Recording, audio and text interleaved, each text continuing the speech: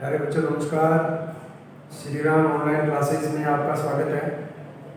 मैं राजेंद्र कुमार। आज अपने बात करते हैं 12वीं क्लास के हिस्ट्री के पहले चैप्टर की। भारत के वैभवपूर्ण अतीत के बारे में अपनी जानकारी एकत्रित कर रहे थे। उसमें आज हमारा टॉपिक है सिंधु नदी।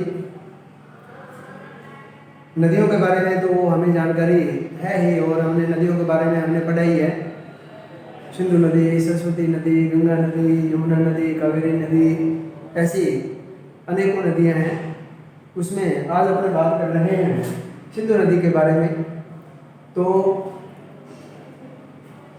सिंधु नदी का उद्गम यानी सिंधु नदी निकली कहाँ से है?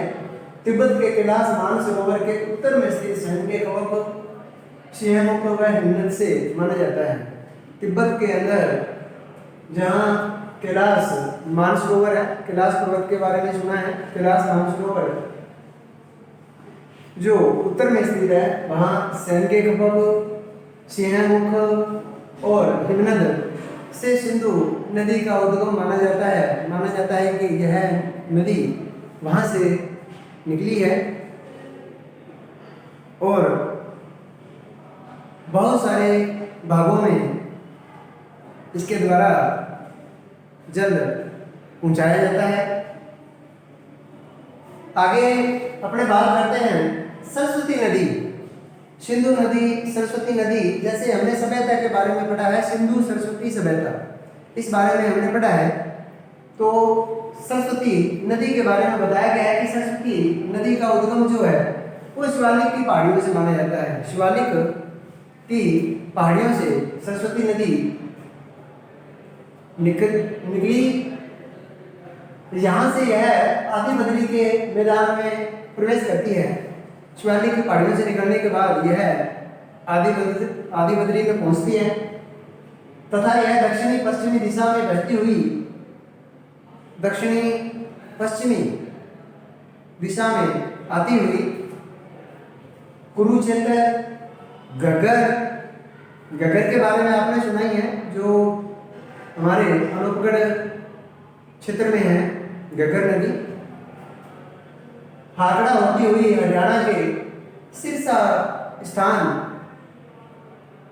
से राजस्थान के लाहौर में प्रवेश करती थी, यानी आज नहीं है, आज यह विलुप्त हो गई है। यहाँ से बीकानेर व जैसलमेर होती हुई गुजरात के कच्छ के रण में प्रवेश कर, गुजरात के कच्छ की खाड़ी में प्रवेश कर प्रभास पटन के पास से होकर के और यह समुद्र में गिरती है।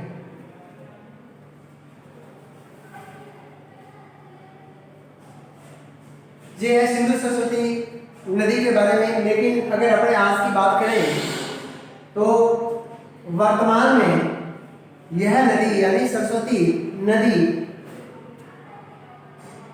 भौतिक रूप से अस्तित्व में नहीं है, यानी आज यह हमें भौतिक रूप से चलायमान नहीं दिखेगी, नहीं है, क्योंकि भू संरचना में परिवर्तन के कारण यह विलुप्त हो गई है। भू संरचना में परिवर्तन के कारण, भू संरचना मतलब भूमि पर अनेकों प्रकार के परिवर्तन हो गए हैं। परिवर्तन की बात अपने करते हैं तो इसके रास्ते में जहाँ से यह गुजरा करती थी वहाँ जगह जगह पे उद्योग धंधे बना लिए गए हैं, कई गांव शहर बस गए हैं, कई लोग वहाँ खेती करने लगे हैं। तो इसके कारण इसका रास्ता बदल दिया गया था। वो रास्ता बदल देने के कारण यह धीरे धीरे विलुप्त होती गई और आज यह अस्तित्व में नहीं है। वर्तमान में अस्तित्व में नहीं होने के कारण कतिपय विद्वान सरस्वती नदी को मात्र कल्पना मानते रहे हैं।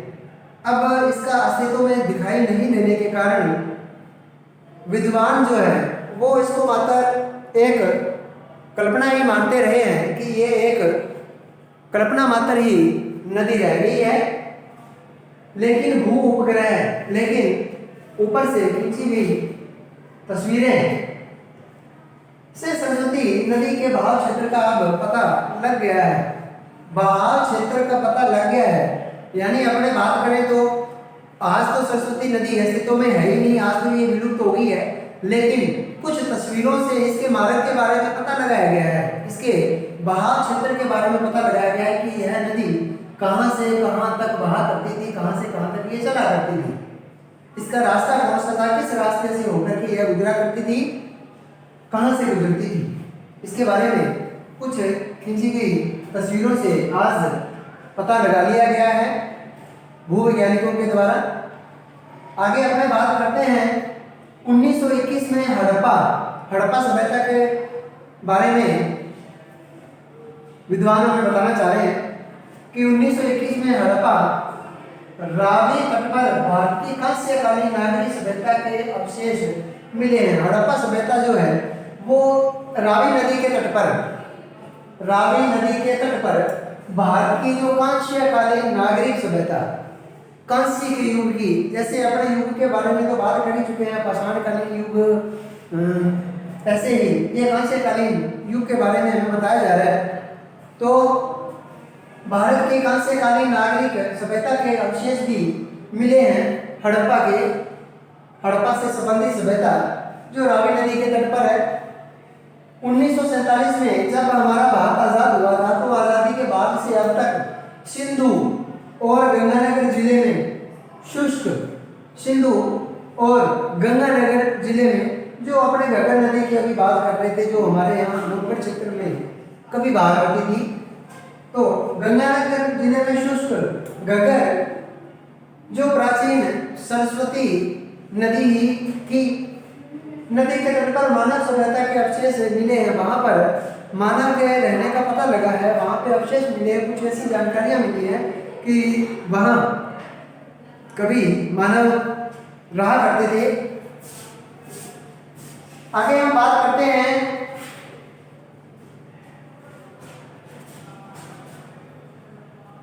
यहां खुदाई के लिए 2 टीले मिले हैं। प्रारंभ में हड़प्पा से इस सभ्यता के अवशेष मिलने के कारण इसे हड़प्पा सभ्यता नाम दिया गया और बाद में सिंधु नदी के दोनों ओर इसके विस्तार को देखकर इसे सैंधव सभ्यता भी कहा जाने लगा। सिंधु नदी के दोनों ओर, जैसे मानव रहने के लिए, आपको पहले बताया है कि मानव रहने के लिए नदियों के किनारे गुफाओं वगैरह में रहना ज़्यादा पसंद करता था, तो वो सिंधु नदी की अगर अपने बात करें तो मानव सिंधु नदी के दोनों ओर रहा करता था। सिंधु नदी के दोनों ओर मानव के रहने के कारण इसको सैंधव सभ्यता के नाम से भी जाना जाने लगा, हड़प्पा सभ्यता को। लेकिन अब भारत में सरस्वती नदी के तट पर सभ्यता के जो अधिकांश केंद्र होने के कारण, जो अपने बात करते हैं कि सरस्वती नदी के तट पर सभ्यता के, सरस्वती नदी के जो भी तट थे, जो इसके उमाने थे, वहां पर ज्यादातर लोगों के रहने के कारण इसको सिंधु सरस्वती सभ्यता का नाम भी दिया गया। पहले इसे सिंधु सभ्यता कहा जाने लगा क्योंकि सिंधु नदी के दोनों ओर मानव रहा करते थे, लेकिन सरस्वती नदी के हर तट के ऊपर मानव के कुछ अंश मिले हैं, कुछ अवशेष मिले हैं, तो ऐसा मिलने के कारण सिंधु नदी को सिंधु सभ्यता के बाद में सरस्वती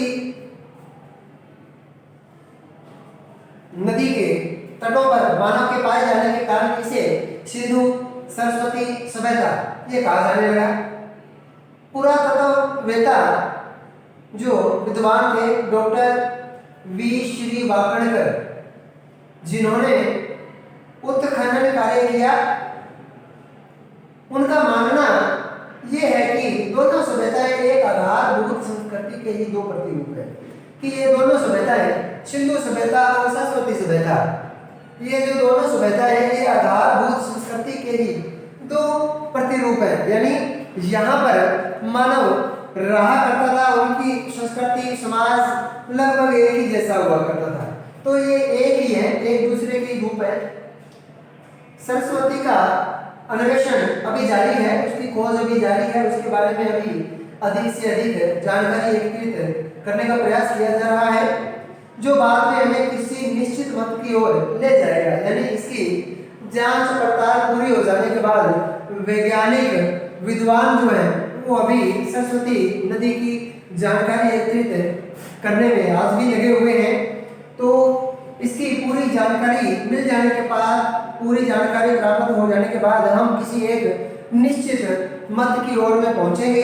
किसी एक निश्चित मत की जानकारी प्राप्त होगी हमें।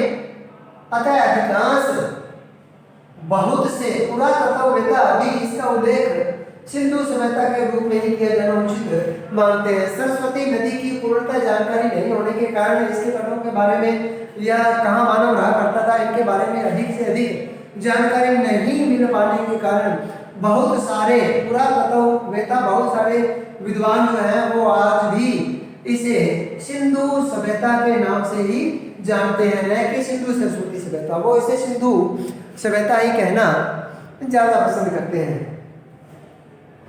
तो आज हमने सिंधु नदी के बारे में और सरस्वती नदी के बारे में आपको जानकारी दी गई। आशा करता हूँ कि आपको ये वीडियो अच्छा लगा होगा और सारे बच्चे पूरे वीडियो अवश्य देखते होंगे। इन्हीं शब्दों के साथ जय हिंद।